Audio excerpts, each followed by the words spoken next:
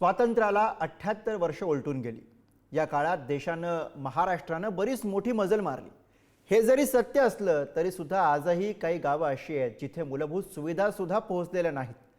तसं झालं असतं तर प्रगतीपथावरती असलेल्या महाराष्ट्रात अहिल्यानगर सारख्या जिल्ह्यामध्ये एका महिलेची प्रसूती जंगलात करण्याची वेळ आली नसती। बघूयात दुर्लक्षितांच्या व्यथा मांडणारा हा रिपोर्ट। पावडर बिडर टाकले नाही आता येते राणा झाल्यावर येते। हे बाळ सुदैवी आहे।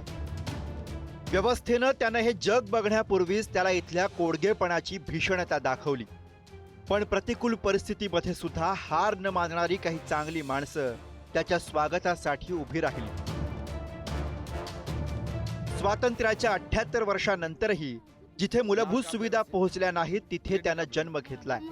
नाही घ्यायचं ना दवाखाना डॉक्टर गाडी बोलवेल दुसरी एक आता आपण जाऊ जिथपर्यंत गाडी येईल तिथपर्यंत जाऊ। बाळ बरं आहे ना। ही घटना आहे दाखव अहिल्यानगर जिल्ह्यातल्या अकोले तालुक्यातल्या जांभळे गावच्या शिवारातली। पावडर बिडर गावात रस्ता नसल्यानं जंगलात उघड्यावरच महिलेची प्रसूती करण्याची वेळ आली। बायकोला प्रसूती काळ सुरू झाल्यानं दशरथ मध्ये यांनी आपले शिक्षक राजेंद्र गवांदे यांना फोन केला। काहीही करून त्यांना ठाकरवाडीपर्यंत पोहोचायचं होतं। गवांदे मास्तर तत्काळ आपली कार घेऊन विद्यार्थ्याच्या मदतीला हजर झाले। पावसामुळे घाटातला रस्ता चिखलानं भरला होता। गाडी मध्येच अडकली। गर्भवती असलेल्या प्रतीक्षाला चालत रस्त्यावर नेण्याचा प्रयत्न केला। घाटातच प्रतीक्षाला प्रसूती वेदना सुरू झाल्या। अखेर आहे तिथंच प्रसूती करण्यावाचून पर्याय नव्हता। प्रतीक्षाची आई, सासू आणि वाडीतील एका महिलेनं जंगलातच तिची प्रसूती केली। गवांदे मास्तरांनी आरोग्य केंद्रातल्या अधिकाऱ्यांशी संपर्क करत रुग्णवाहिकेसाठी विनंती केली। अखेर रुग्णवाहिका कशीबशी पोहोचली। त्यानंतर बाळ आणि बाळंतिणीला आरोग्य केंद्रात नेण्यात आलं। ह्या रस्त्याचा प्रश्न फार बिकट आहे। गेल्या 15 वर्षापूर्वी आम्ही हा रस्ता करण्याचा प्रयत्न केला होता, परंतु घाट रस्त्याला खर्च खूप जास्त असल्यामुळे आणि पूर्ण फॉरेस्ट एरिया असल्यामुळे जंगल विभाग किंवा ते वन विभाग परवानगी देत नसल्यामुळे या ठिकाणी रस्ता नाही आहे। परिणामी काय होतं की पावसाळ्यामध्ये ज्येष्ठ नागरिक असतील, महिला, वृद्ध असतील यांना डॉक्टरकडे नेण्यासाठी फार मोठ्या प्रमाणामध्ये त्या ठिकाणी प्रॉब्लेम निर्माण होतात। यांना झोळी करून न्यावं लागतं। शासनाने आणि प्रशासनाने या बाबीची गंभीर दखल घेऊन हा रस्ता करण्यासाठी आम्हाला मदत करावी। या घटनेच्या निमित्तानं निधीअभावी रखडलेल्या ठाकरवाडीच्या अपूर्ण रस्त्याची चर्चा सुरू झाली आहे। ठाकरवाडी रस्त्यासाठी अनेकदा सरकार दरबारी पाठपुरावा केला गेलाय, पण वनविभागाच्या अडचणीमुळे रस्त्याचा प्रश्न काही सुटला नाही। त्यामुळे आजही आदिवासी बांधवांवर रस्त्याविना प्रवासाची वेळ आली आहे। 2015 मध्ये ग्रामपंचायतीनं घाट रस्ता दुरुस्ती हाती घेतली होती, पण अपुऱ्या निधीनं काम रखडलं।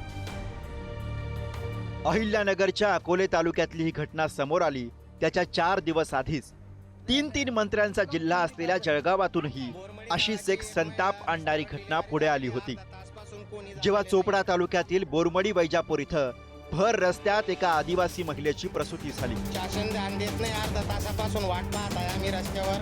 डिलिव्हरी झालेली आहे बोरमडी। या घटनेची समाज माध्यमांमध्ये बरीच चर्चा झाली, ज्यावरून राजकारणही मोक्कार झालं। पण परिस्थिती सुधारण्याच्या दृष्टीने ठोस काही झालं का, तर या प्रश्नाचं उत्तर नाही असंच मिळतं। हे खरं दुर्दैवी घटना आहे। खरं असं होताच कामा नये। मी पण दूरदर्शन मी आजच बाहेरगावी होतो, मी आजच आलेलो आहे, पण मी जिल्हाधिकाऱ्यांशी त्या बाबतीमध्ये बोललो, सिव्हिल सर्जनशी त्या बाबतीमध्ये बोललो। मला वाटतं अशी दिरंगाई होताच कामा नये। ज्या पद्धतीने ही सगळी घटना घडलेली आहे ही अतिशय दुर्दैवी आहे। या पुढे असं होऊ नये याची खबरदारी नक्कीच शासन म्हणून आम्ही त्या ठिकाणी घेऊ। आदिवासी तुमच्या दोडक्या बहिणी आहेत का? लाडक्या नाहीत। एका बाजूला त्यांचाच बजेट हा जवळजवळ 45% वर्ग करतात। त्यांच्या जीवावरती लाडक्या बहिणींना पैसे देतात आणि त्यांच्याकडे मात्र पूर्ण दुर्लक्ष करतात। याचं उत्तर रक्षाताईंनी आणि पालकमंत्र्यांनी द्यायला हवं। इथल्या 3ही मंत्र्यांनी द्यायला हवं। आज माझा त्यांना सगळ्यांना प्रश्न आहे। घरात बाळाचा जन्म होणं हा क्षण कुठल्याही कुटुंबासाठी आनंदाचा क्षण असतो, पण आदिवासी वाडी वस्तीवर राहणाऱ्या या आपल्याच बांधवांच्या नशिबी हा आनंदाचा क्षण ज्या संघर्षाच्या रस्त्यावरून गटांगळ्या खात येतो तो संघर्ष दूर व्हायला हवा। स्वातंत्र्याच्या 78 वर्षांनंतरही ही अपेक्षा व्यक्त करण्याची वेळ येते, कारण अजून वांजोटा व्यवस्थेच्या पोटी संवेदनेचा जन्म झालेला नाही।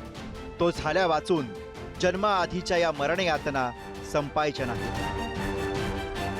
अहिल्यानगरहून प्रशांत शर्मा आणि जळगावहून सचिन गोसावीसह ब्युरो रिपोर्ट, पुढारी न्यूज.